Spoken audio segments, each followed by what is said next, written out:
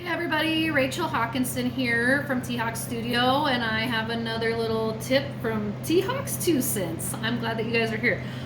Today I'm just going to show you how to solder a bezel to a backplate, or at least how I do it. People probably do this lots of different ways. This is just what I found works for me. So you're going to need a couple of different things. You're going to need some solder, you're going to need some flux, you're going to need the backplate and the bezel. So here we go.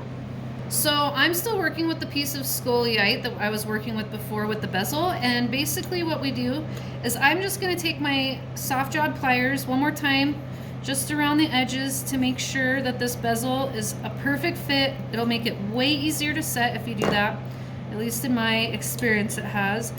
And then you're going to take your flux and you're going to flux this little back plate.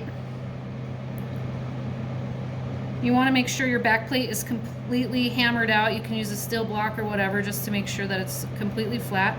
Then you flux the bottom of your bezel. A clean bezel is a happy bezel. Then what I do is I kind of take some snippets of solder, put them in the middle. I have a little tiny brush that I use, and I just basically move these guys around. I put the solder about, each snippet of solder about 1/4 of an inch apart, and I just go all the way around the bezel until all the solder is there.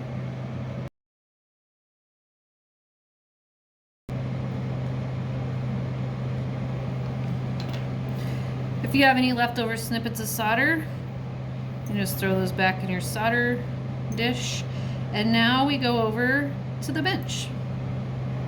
So now that we're at the solder bench, the flux is already kind of drying, but sometimes I'll do like a nice light feathery flame just to help get it dry a little quicker. You don't want to go directly on there with a ton of heat, or the solder will kind of bounce around.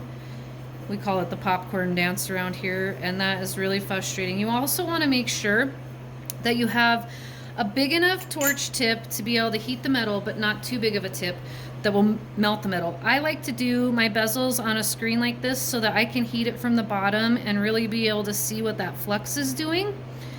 You just gently heat the whole entire piece, and once that flux starts to turn a nice shiny color, you know you're almost there at that temperature. As you can see, it's kind of bubbling right now. So we're just about there. That's when I move to the flame to the top.